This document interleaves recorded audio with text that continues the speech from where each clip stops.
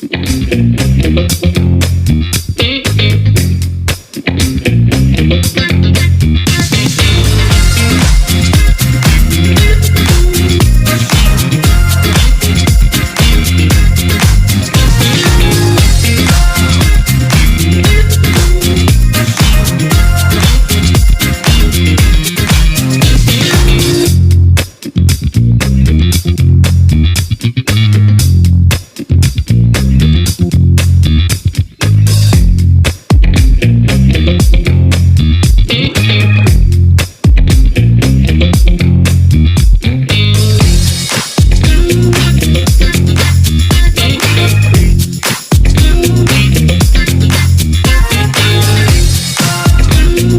evening, Walid. How are you? Good. Good evening, Yousra. How are you? I'm very fine, thank you. How about you? What is the sigh, Walid? What is this? It's like good. Are you okay? Sure. Yes, I'm fine. Can we tell them what happened backstage? It's my internet connection. Happy to see you. Happy to be here. So happy to be here. So happy to be here myself. Thank you, Walid. And I apologize for my internet connection, which was a little bit lagging. So thanks for your. So no worries at all. It happens to everyone. It's technology, you know. I know. So glad to have you here, Walid, on the show. And you are among the colleagues that I'm very proud of for whatever you conduct, for whatever you deliver as professional development to colleagues. As far as I know, Walid, you're based now in Oman, right? Yes. I've been in Oman for almost a couple of years now. Great, Walid. By the end of this month, that will be my second 2 years. MashaAllah. So, Walid, we'll start from the beginnings a little bit until we reach the current state, which is where you are based right now. So, first, let me introduce the podcast to whoever is listening to us or maybe watching the video for the first time, and introduce you, Walid, my guest, to whoever is watching us. So, the Ikigai and Kaizen International Podcast, now I'm blending the two, is a podcast which is really exceptional in the way it blends storytelling techniques and coaching techniques. So my guests, like let's say, they're onboarded onto this interview with steps before this interview, and then those steps are really kept in backstage. But the most important part is what happens and what really my guest is feeling about this whole experience. So the Ikigai podcast is, let's say, a journey, a trip from Tunisia to my guest's location for now, and my guest location now is Oman. So thank you, Walid, and I'll introduce Walid quickly to whoever. I'm not sure, Walid. Everybody knows Walid, but I will introduce you in a nutshell to whoever maybe have heard about you but does not really know in details who is Walid. So Dr. Walid Shawky is a seasoned educator and has an extensive experience in English language teaching and teacher training. Walid holds a Ph.D. in ELT and teacher training from Helwan and 6th October University in Cairo, and a master's degree in TESOL from the University of Edinburgh in the UK. Dr. Walid is a distinguished TESOL professional. So I'm not going to read the whole bio, Walid, but instead, I will let you introduce the version of the way you want to convey this to our audience, to our listeners. Who is Dr. Walid? Well, thank you very much for the introduction. I'm really happy to be part of this podcast. First of all, before talking about myself, I'd like to talk about the meditation session that we had before and how effective I can see it is. Very quickly, we just went through a very short period of, I would say, imagination, living in a different world, thinking about what the perfect world would be like, and then moving into our podcast today had helped me relax and think positively and start the session or the podcast with a very good positive note. Thank you for this, Yousra. I really appreciate it. And then about me, Well, I would say that I've been in the field of teaching for over 20 years, 24 years now. I graduated from Azhar University in 2020. Well, that's a very long time. Mashallah. 24 years now. Um, I've taught in many different places in the Middle East, Egypt, and I've delivered training and professional development to many colleges around the Middle East. I led workshops almost everywhere. I presented in so many, like last year, I presented like 5, 6 different conferences in different parts of the world. And alhamdulillah, I feel that I have a role to play in the field of education. I feel that there is some kind of responsibility to address and to convey a positive teaching method to reinforce what teachers are doing in the classrooms and try to provide a better education opportunity for our students here in the Middle East, especially in some countries where some kids do not have this good opportunity to have a better learning. I think that's all. Yeah. I'm also doing some kind of research at the moment. I'm coordinating. Sometimes or from time to time, I do professional development whenever there is an opportunity within the college or outside in different conferences. Last summer, I presented in a conference face-to-face in Egypt, and the vibes were very positive, alhamdulillah. Alhamdulillah. So, mashallah, and kudos for that, for whatever you're doing, Walid. It's so obvious from the impact you have, and it's so obvious from you share and you contribute. So, you mentioned something important, which is you want to take education to, let's say, a better place. How do you see the future of education, Walid? With all the good and positive aspects you can bring to the table, your colleagues and everybody you know, how would you imagine the future of education? Well, I believe that the changes are coming and they're coming fast, and those people who are not adapting to these changes are actually left behind. I've seen so many teachers during my visits to different colleges and during my training programs I provided in different schools and learning institutions around the Middle East, is that many teachers are still a little bit behind. Some of the techniques that we consider outdated are still being conducted, are still being used in many of our schools. That makes me feel sorry for our learners.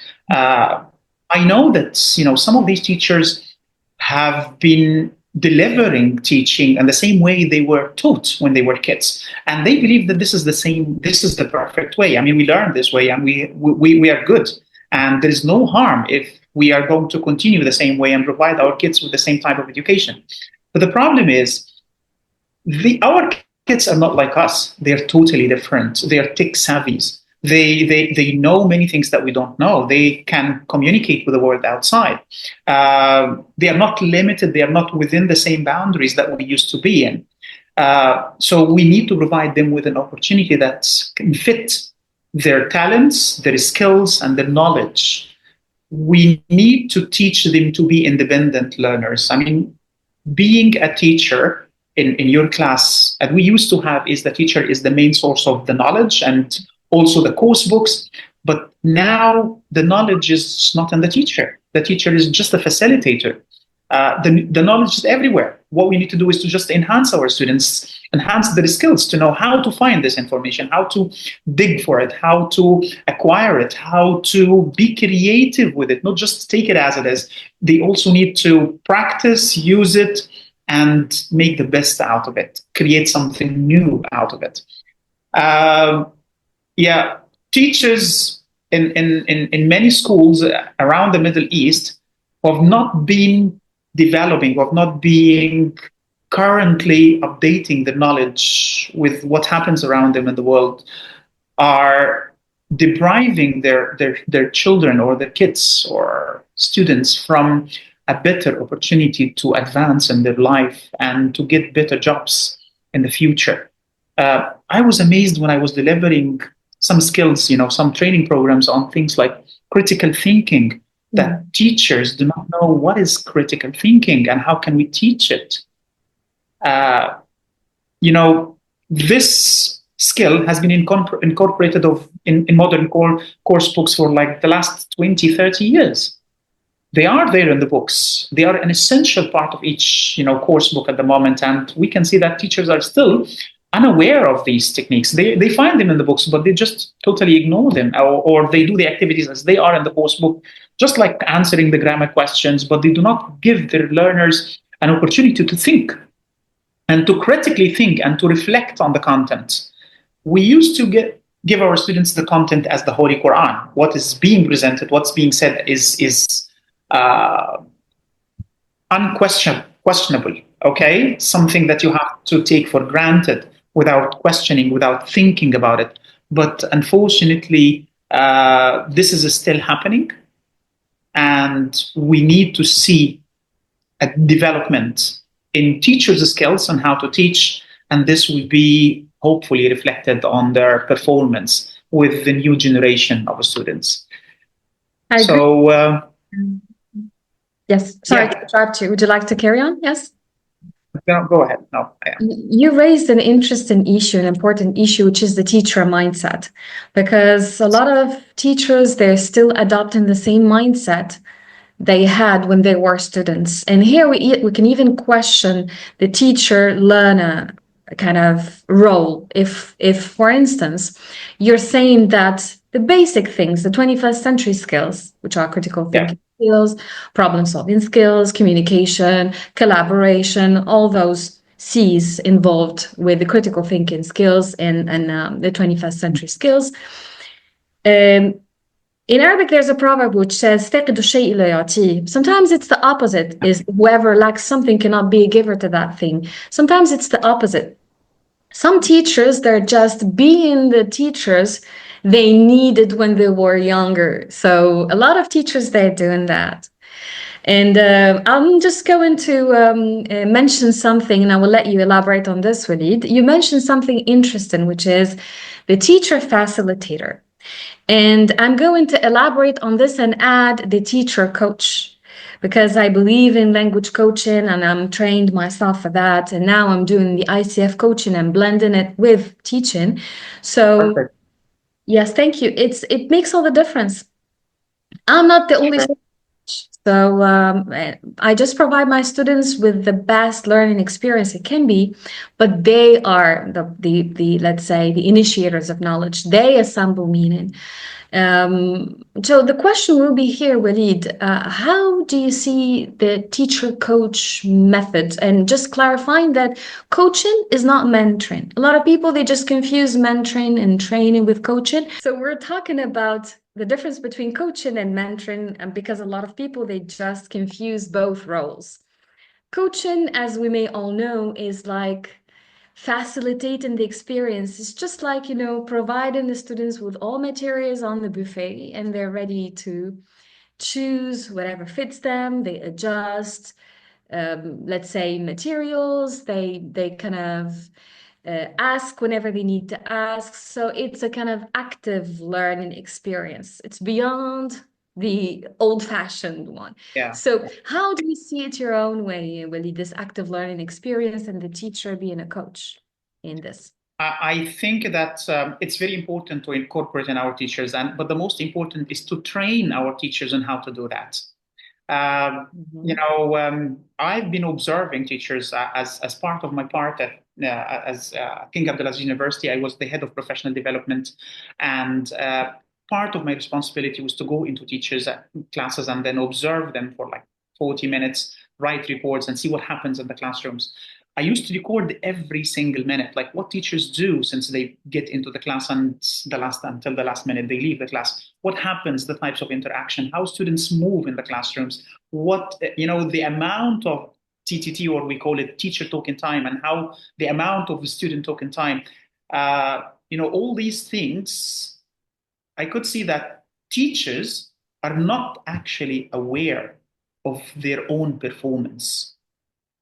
It's rare that we can find a teacher who is recording himself or observing himself or asking another mentor or another teacher to come into his classroom and say, what went well? What needs to be improved? which areas do I need to work on? Teachers don't usually think about this. They think that they are doing a great job, maybe because their students are getting the marks that they expect, or because, I have been in this field for like 20, 30 years and I know, what's right and what's wrong. But they need to be aware of this. They need to be taught, they need to be trained on how to coach their learners, to lead their learners, how to provide good opportunity, even during the design of the activity, because that needs a craft from the teacher. Okay, I've seen teachers creating an activity thinking that it's a pair or group work activity, but actually when it comes to the practice, I could see that there is no interaction between students. They say, it's a pair work, it's a group work activity, but look at what happens. Okay, so they might ask students, for example, to answer questions and pair check. And then I ask the teacher, okay, do you think that there was a real interaction between students during that activity? Says, yes, they were. I said, what? What did they say? I mean, they had this, maybe it's a true false question. And then they say T, T, F, F, and then they copy. There is no real interaction. The activity design did not call for a real interaction between learners. So teachers need to provide it with this skill, how to get the best out of the learners. Okay, leading them, making them more independent, giving them the tools and the skills to be self-learners and independent learners. This process, I think, it takes time from the teachers, and they not need to know about it, but they need to practice it, and they need to be observed to make sure that they are actually performing or doing it in the right way. Because I remember we used to like write reports about teachers' performance and then see what are the areas that they need to work on, and then we provide workshops based on that. After the workshop, then teachers we assume that they have already got the knowledge and now they are going to apply it in the classrooms. We get into the classrooms and we find that they are still using the same old technique, using the new method. So again, their activities are based on Q&A. Teachers is explaining everything, and only students' participation is very limited, and so it's an ongoing process. It's not just something that we can give at one shot. We believe that the teachers have already learned what to do, and then we believe that they are actually conducting it in the classrooms. No, they need a long journey to be able to get this as an essential part of their teaching proficiency. Yeah. So I have two questions actually, but I'll start. Yes, Willie, do you want to add something? No, thank you. Go ahead. When it comes to the teacher mindset, let's say the closed teacher mindset you're talking about, because as we may clarify and classify, maybe both of them, one of them is closed mindset, even though you're trying to kind of put that maybe mindset in a different context, still they're behaving according to an older mindset. So what do you think can be maybe I don't know, if you put yourself maybe in the shoes of a teacher who kind of not rebels but unconsciously maybe refuses, no, I don't want to use it, but because refuse is always radical. A teacher who was not really able to kind of adapt himself to a growth mindset. What do you think can be happening in a teacher's mindset that refuses to adapt himself or herself to a much more open growth mindset? Yeah. Well, let me give or start this with a nice experience that I had with one of the teachers. I remember this nice teacher who's over 60 and he's a Ph.D. holder, and he was teaching at the same place where I used to work. I visited his class. He was almost at the end of his career. And I remember because we used to give a score based on the observation out of 5. And I remember this teacher on that day got 3 out of 5, which is satisfying. Okay. Well, I tried to help him. I tried to be positive and tell him that you're fine. I mean, but you need to improve. I mean, you're here, but there are some areas for improvement. He was totally against the idea. So he said, he kept begging me, Walid, please, you are at the age of my son. And yes, this is exactly what he said. He said, you are at the age of my son. And I'm at the end of my career. And I don't want to end my career with a report that says that I'm only 3 out of 5. I told him, what difference would that make in your career? I mean, it didn't say that you're a bad teacher. It just mentions that you are good in these areas and you need to improve in these areas. And this is the same for everybody. I mean, nobody's perfect. I told him, please, if you come to my class, you will find some areas to improve. Everybody has areas to improve, which is not something negative. Okay. So at the same time, another teacher from a totally different country was observed, and I gave him a 2, not even a 3. He was a young, and he was a native speaker of the language. Okay. You know what he said? No problem at all. Thank you very much for your feedback. I really learned a lot. And I think that, I will really consider these areas to work on. Thank you very much. Please, yeah, please let me know, how can I improve in these areas? Are there any webinars provided by the college or provided by, external providers so that I can attend and work on some, skills to improve? I said, wow, I was really surprised that the mindset is completely makes a difference. Exactly. Okay? Exactly. It tells that this is a person who's willing to learn. Okay, who's saying, no problem. I'm not bad, but I can learn. I can improve. While another person might say, no, that's it. I'm good. And I have been doing this for 30 years. And this is the right way. I'm not going to change. And if anyone else does it the opposite way around, sometimes they can see it. I'm not being judgmental, but if you bring a new method sometimes, like all student-centered approaches, a PBL, TBL, all of them. So they will tell you, look, are your students going to play the whole time? Is it all that gamification aspect every time? Is it based on project? What actually are they still learning the language? Where is the language in all the skill? Sometimes they can ask you, what is that? So a lot of, objection at the beginning. Once they try it, I had some really experienced teachers being in my class. And I still remember an experience when I was at a French school. And I was observed for my English lesson, and the observer is a native speaker, but from a different country now. And what she told me, all the positive things about my students being themselves, about how to let the students really use in their own language, how the students they were actively really learning, how the activity was differentiated. Because I had at that particular time some students with learning difficulties.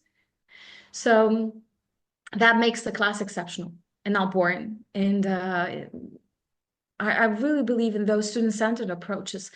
But to ask you a question, Walid, so student-centered approaches when it comes to schooling K-12, they're well known.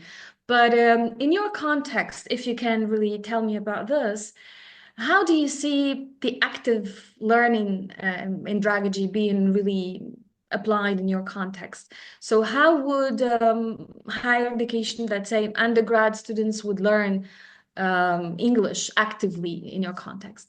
Okay.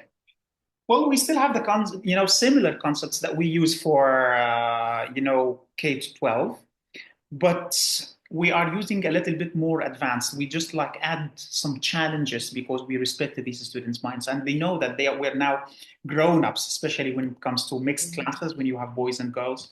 And some of the activities or the techniques that you can do with little kids, like standing up, running around the class, doing something. Although college students really enjoy these things. They do love that. Love them. I remember I was doing a game, a dictation game where, running dictation. yes, I gave my students, I divided them into groups, so, boys and girls. And then each group has 4, a team of 4. The first one is the reader, and then 2 are the delivery people in the middle, and the last one is the writer. No, the last one Yes, is the writer. So the first one reads something, reads the part of the paragraph, and then he tells it to the next, and the next has to remember, and to then the tells to the board next, and then the is last gonna one tell. has to write it, and then the writing is marked at the end, and it's not marked by me; it's marked by another group. Yes, And that's what I do as well. yes, students No really, cheating in this. students really loved it. Yeah. So these techniques are there. They are even with college students. They are still hate sitting for 2, 3 hours on a desk. They need to do something. They need to participate. I remember some of the students that I was teaching last semester. Now they are in a different department, studying with a different colleague. And when I meet them in the corridors, how are things going? I said, we miss your class. It was interactive. We feel so bored after like sitting for 1 or 2 hours listening. We sometimes fall asleep in the class. We need to do something. Yeah. Please advise the teacher to do something. Ask Professor da da da or Miss so and so to Don't get let us to do something. I said, okay, I'll just tell them to try to incorporate some activities. But it's again, if the teacher is not willing to do this in the class, and he is not actually proactive teaching himself and trying to go with the trend, uh, nobody would be able to force him. Nobody would be able to push him. The motivation has to come from inside. It has to be intrinsic motivation. Yeah. Of course. I'm sharing an experience myself about a teaching experience at higher ed, and it's similar to what you mentioned. Plus, I've adjusted at that particular time project-based learning to a simulation to create an NGO, Yeah. because in Tunisia we have a special act by the law which enables students, or maybe whoever, not necessarily students, whoever wants to launch a company. There's an exemption from paying the taxes for the first 2 years. So it's called the Startup Act. So I had even this presentation presented at TESOL Arabia in 2022, I guess. And it was a simulation for many students creating organizations, for instance, to support women's rights, to help with mental health college. So this PBL really was conducted for the whole semester, and students, they have worked from creating the charter of the organization itself, to the website, to the podcast, to recording a promotional video to raise consciousness about this. So many things can be done at this level with PBL, and students love it so much. And I think they grow through this, not only through what they can learn from us. They learn through really hands-on practice. Yes, and they really appreciate doing the work, actively, and learn it. And it gets them ready for the labor market. It gets them ready to use English for employability. So they learn English and what for? For which purpose? So am I just gonna take notes on this on a copybook or a notebook or maybe a laptop and just use it when exactly? Just, sinus, cosinus in math, them in math. They never use them, even engineers. But for English, we should maybe target the English for employability, because that's basically where they're going to use English. Do you want to say something, Willie, please? Yes, please go ahead. No, I was just like wanted to reflect on another experience 2 or 3 weeks ago.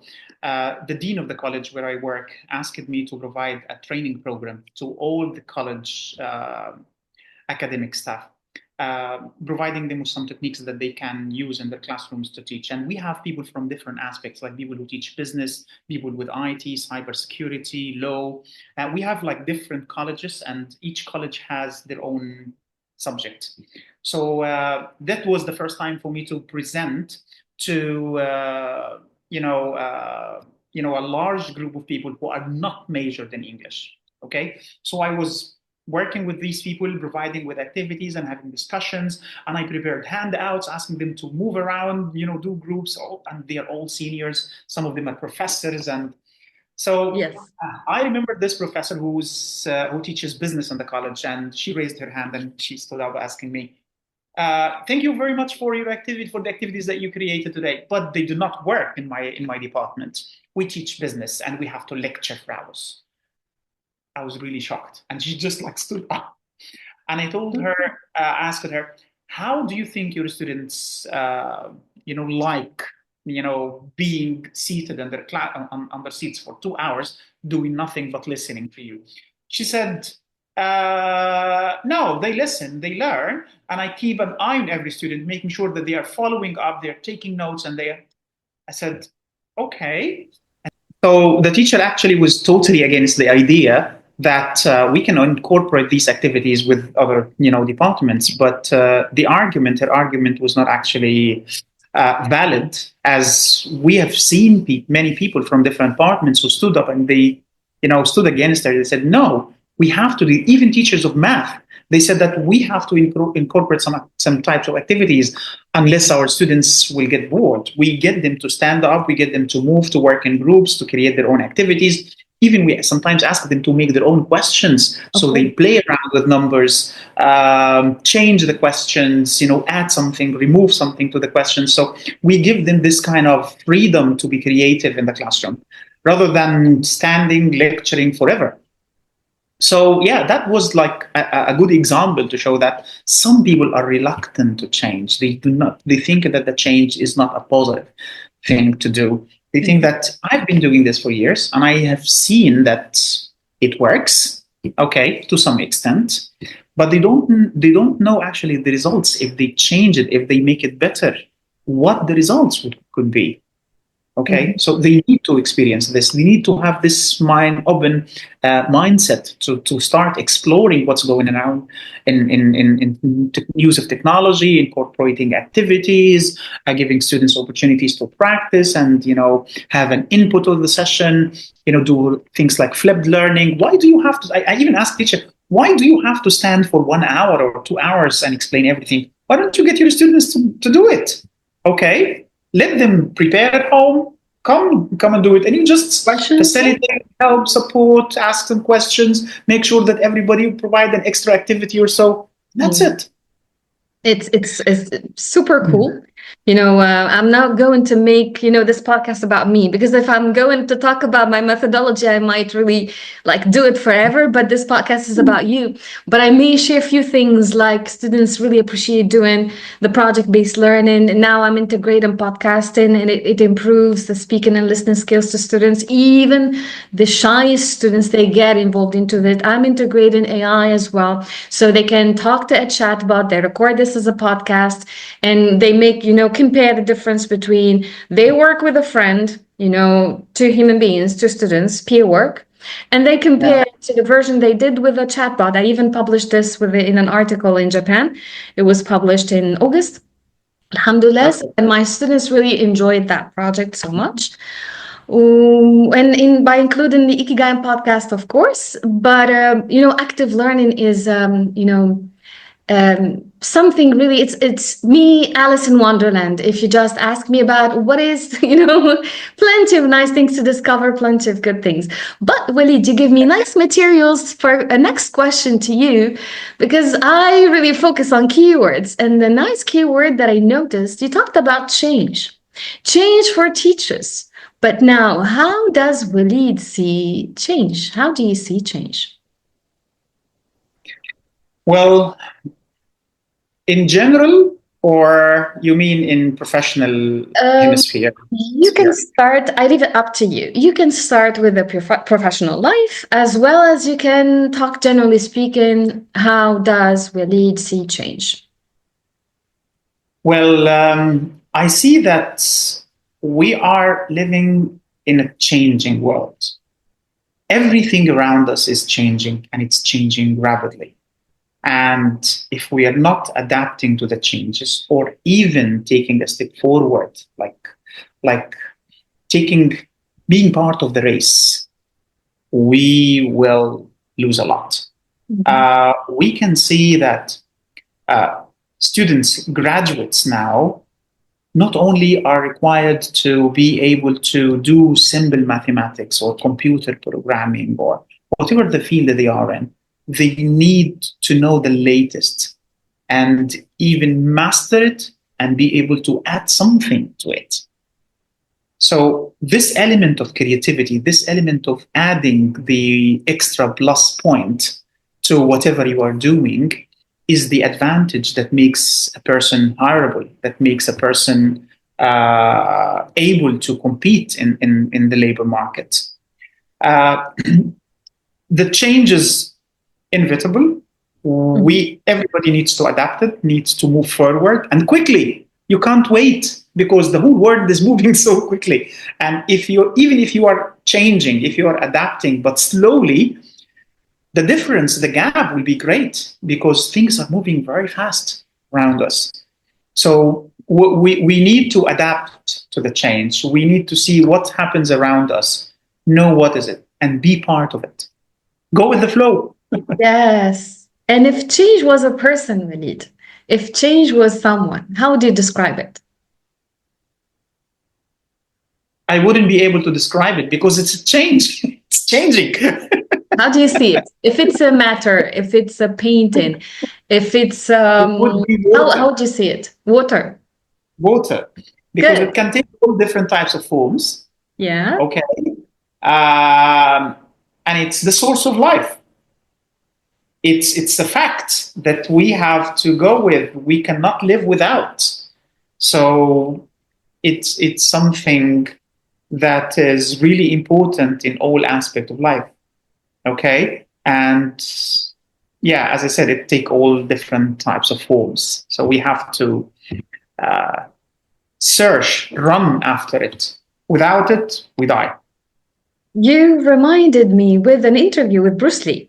And Bruce Lee was asked about a simple question.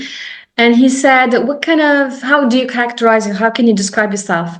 So until Bruce Lee said to the interviewer, be like, with the accent of Bruce Lee, be like water, my friend. So be like water, my friend.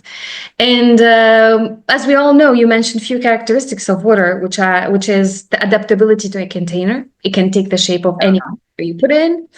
It has the power and the resilience to go and, even kind of destroy a rock.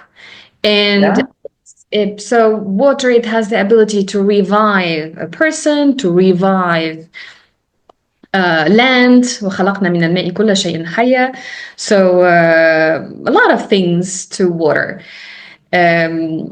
So among those characteristics of water, what are the let's say the criteria that you see them in yourself, Walid? Well, I believe that I am a resilient person, adaptable to somehow. I'm a very social person in general. I can't stand being alone for some time. I like to be with people all the time, and I continuously and and without hesitation be part of any community that I would be in.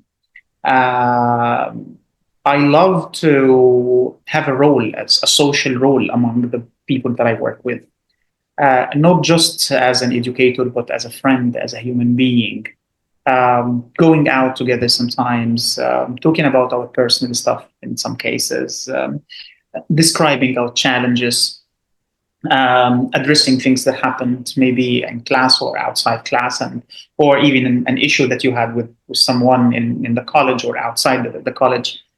This human element, I believe, is very important in everything we do. Empathy. I remember that we have one of the teachers who I am mentoring at the moment. She's my mentee, and she's a very smart girl, and she's been teaching in the UK for a while. She's a Omani, and she's mashallah, and I can see that she's very well qualified, but she has some health issues. The management do not feel really happy with her performance because she misses a lot of days and she's been absent. But I think, a few days ago, I saw her in her office. She was absent for 2 days, and then that day she came. In the early morning, I saw her sitting in an office, and she was almost crying. I told her, why? What's wrong? You still feeling unwell? She said, yes, I'm not feeling well. And I So why did you come to work? Your health is more important. She said, I missed so many days and I don't want to keep, being absent, and, my students are affected. I said, do not worry about this. We can handle it. We have enough stuff to cover your classes. Don't worry about this. The most important, do you think that your students will learn something if you are in class crying and unable to stand? What you will be a negative effect on your students. You shouldn't go to the class. It's bad for the students being there in that case. You would better go home. So that I can't speak to the management.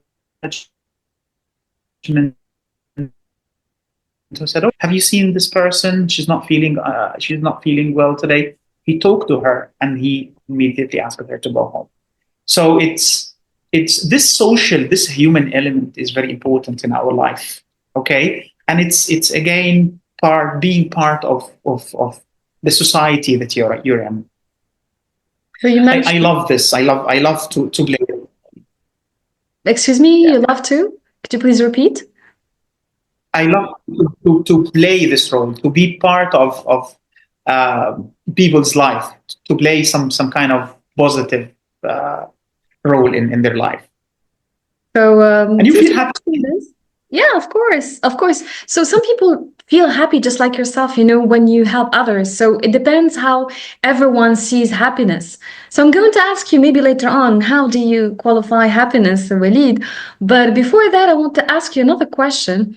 Walid, the contributor. So I've noticed that Walid is a nice colleague to be around, and I've seen some aspects from your social life. So let's say we are at a party and everybody is supposed to bring something nice to a party, the dinner party. And everybody is welcome there. So what would Walid bring with him and put it on that table? All the good aspects that can be beneficial, not necessarily something like to eat. Walid, like someone being helpful, being a good father, so it depends. So how do you qualify yourself as a contributor in your social life? Well, in my social life, I would love to be the smile that I can see in everybody's face. That brings joy into my life. Like when I see my kids happy, when I see my colleagues happy, when I do something that makes people around me get something positive, it makes me feel happy. If I am to bring something to a party, I would bring maybe a nice performance. If they are kids, I could bring a clown that would make them dance and, jump, run around. If they are adults, I might bring a singer or, their favorite music. Would you sing? Would you sing? Well, that would be a punishment. No. To yourself or to others in the past? Oh my God. Well, I remember I was asked to sing in one party in the college. It wasn't a positive experience. Oh my God. Okay. It's fine to try things in life, Never really regret doing something, and just be yourself, sing your music, sing your song. It's your life. So I asked questions about Walid, the contributor in your social life. So I'm going to ask you now, Walid, what is the activity that once you do, in your daily life, it makes you feel good? What is your Ikigai, let's say? Not life purpose in the sense a goal, but that peaceful moment in which Walid finds himself more. Well, it's a moment with the ones I love. Maybe on a beach, walking, having fun, swimming, running around, playing football, racket, basketball, some kind of, physical activity. I can describe myself as a very physical person who likes to do things by hand and who likes to, play sports. I've always been so sporty. I was one among the top 10 gymnastic players when I was in high school. Yeah, that was long ago. How many centuries? How many centuries? A long time ago. I still play football, by the way. Like I played yesterday, and I scored 3 goals yesterday. Oh, mashallah. So yeah, so I did well yesterday after a long time, because I remember last year I injured my knee and I stopped for like 4 months, and I have been coming back slowly a little bit, and then finally, alhamdulillah, in the last 3 games I've been getting back and doing better. So things are moving. If we compare, Walid, allow me to call you Walid. I've been calling you Walid from the beginning of the podcast. So, Dr. Walid, if you allow me. So, if you compare a football match, or maybe a football field, or football in general, I don't want to go back to education because I want to take you elsewhere than education, because this podcast is different from, classroom practice and all that stuff. If we compare a football game to life, what role would you like to take, Walid, in this football game? Goalkeeper? Coach. Oh, yes. Coach. And I would be the one, I would try. I mean, I'm not sure. I still need I'm still learning anyway, but I can imagine myself being in a chair, or asking or guiding people, letting them how to do things in a better way. So and at the same time learning or gaining experience from these people around me. So it's like a mutual benefit. I give what I have and I get what they have. So we keep exchanging experience and learning from our failures. Like we lost a game, we think about it, what were the reasons, and how can we avoid these mistakes, what went well, what needs to be improved, and then build on this and then move on to the next game. Maybe a player was not in the right position, so we might need to change his position. Maybe a person who has been exhausted for a reason, we might give him a break or something. So making these changes and adaptations to make things work better for everyone. I think this would be a good part for me. You mentioned really interesting points about being a coach. Now, if we compare the football game to life, what kind of similarities and differences do you see in this? And by being yourself a coach, of course, we keep the same role. But now, if you see yourself in life with this role, just like in a football match, with a duration, a time, with a certain amount of players, with teams. I'm not going to ask you team A, team B to choose who are they, but how do you see maybe life as a football match? Do you see it as such first? If not, what's the closest vision you can see about life being as a football match? Well, I believe that the race is going on. The competition is there in every aspect in our life, in our education, in our jobs. I can't see it really in our social life, because I don't believe that in social. Maybe we can try to give more to the ones that we live. Okay, we love. So maybe the competition in the family, maybe, or in the social aspect, is to who gives more, who makes the others happier. How can you, or how much can you sacrifice to make the people around you happy? So, but the competition is there in every aspect of life, and we have to learn on the go. So during the game, you see what's good, what needs to be improved, and then adapt, learn, and improve. You took me in this journey instead of me taking you to the journey. So you talked about happiness and a lot of interesting values. how do you qualify happiness, Walid? So I left the question to the end. So according to Walid, what would be the perfect version of Walid's life being the happiest person he can be?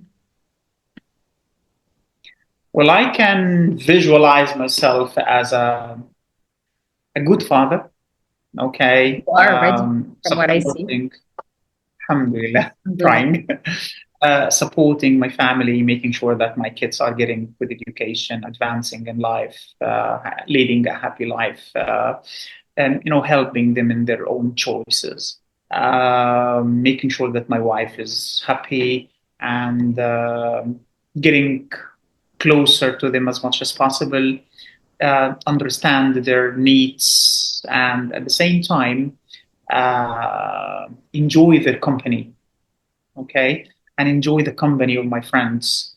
I miss sometimes, being here in Oman, away from family and also away from friends, away from even relatives, which I communicate with like throughout the day.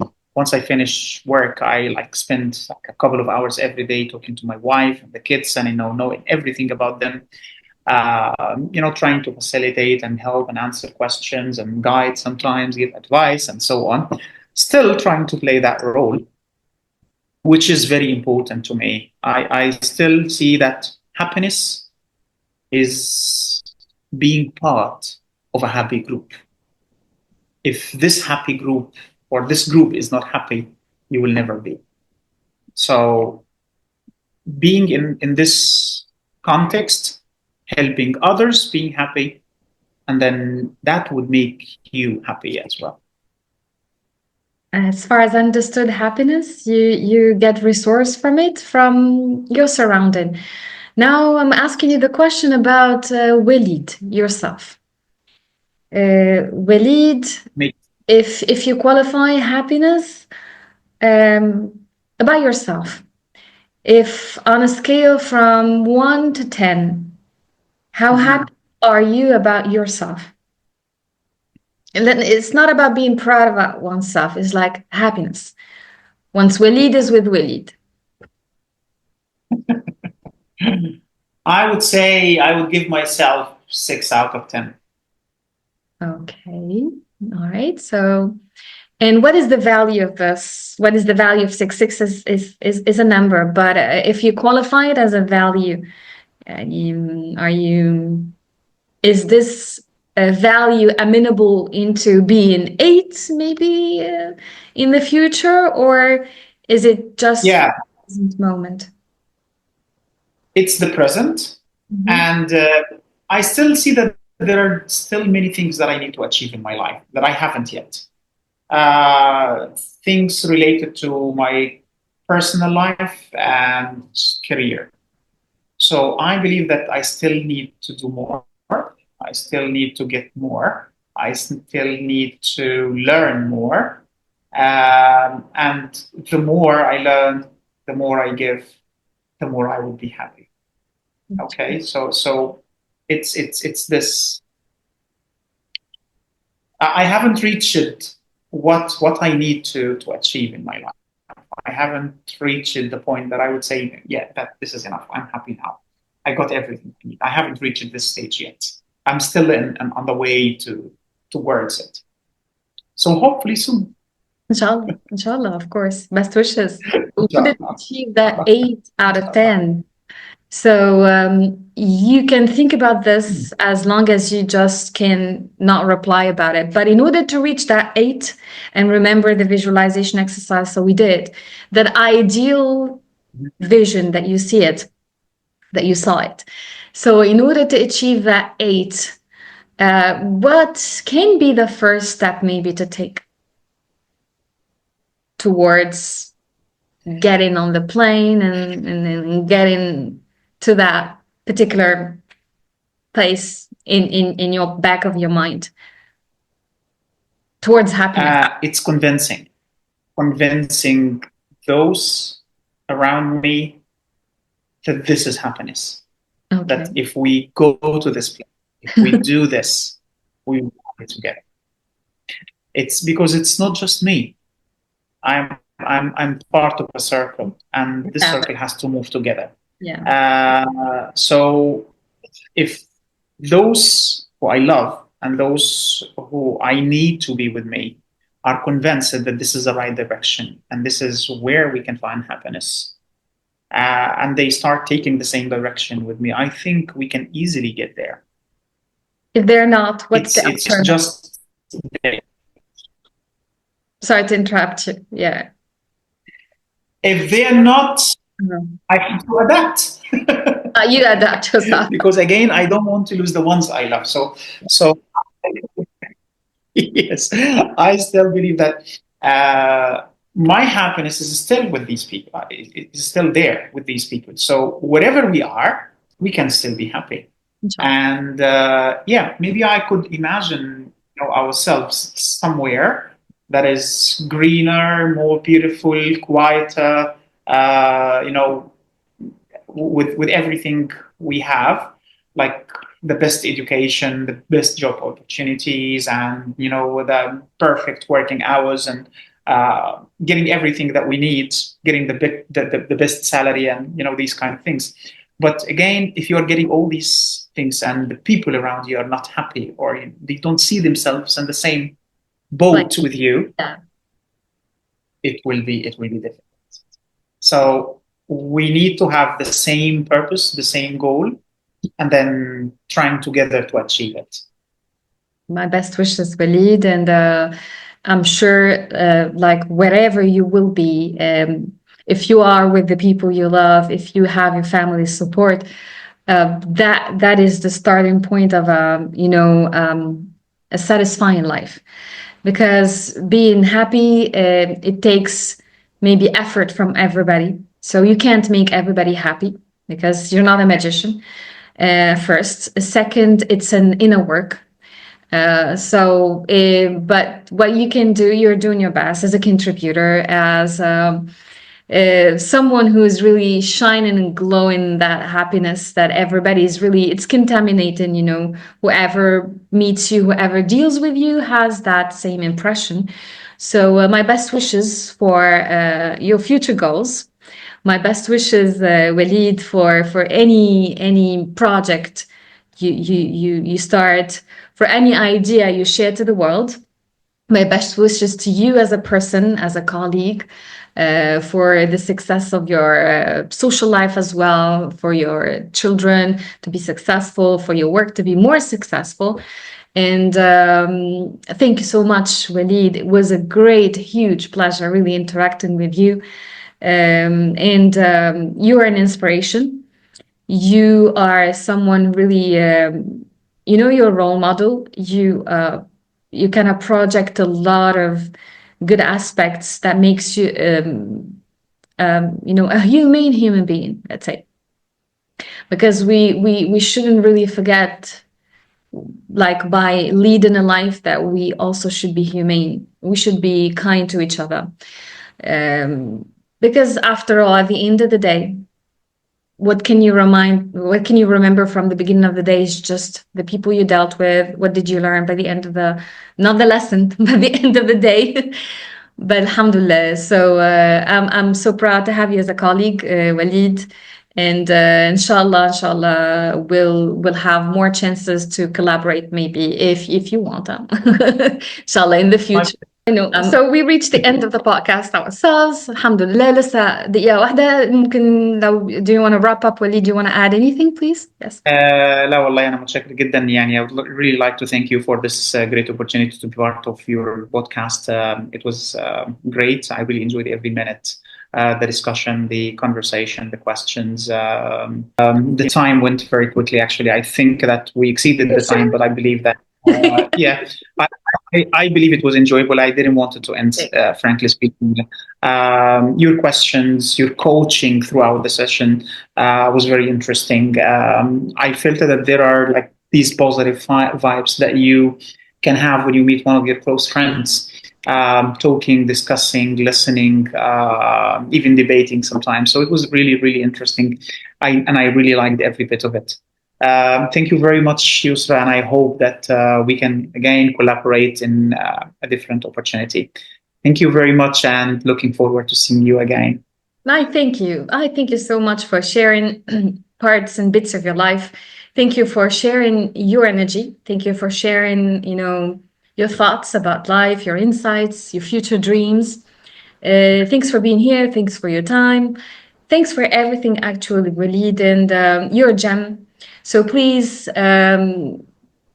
so just be who you are and continue being who you are. And the field of ELT needs more people like you. Thank you, Walid. My best So, wishes. play this positive, vibe, okay, that you can spread with the people around you. So keep this smile and this positive vibe everywhere. Thank you very much, Yousra. I Thank you really so enjoy much. it. Thank you so much. And I hope really, as you said, to collaborate soon on any occasion in the future, inshallah. So enjoy the rest of the night, Walid. What time is it there? I think it's too late. It's 10 here in Oman. Yeah, I'm sorry. And thanks for your time again. And take care for whoever who is watching us, listening to us, following this podcast. Don't hesitate to click on subscribe and like and share. I never say this, but today I'm going to say this just because this video reaches whoever needs to listen to it, to watch it, maybe to follow some steps, get inspired by this video. And until the next time, see you soon and take care. Stay blessed and stay safe. Bye-bye. Bye.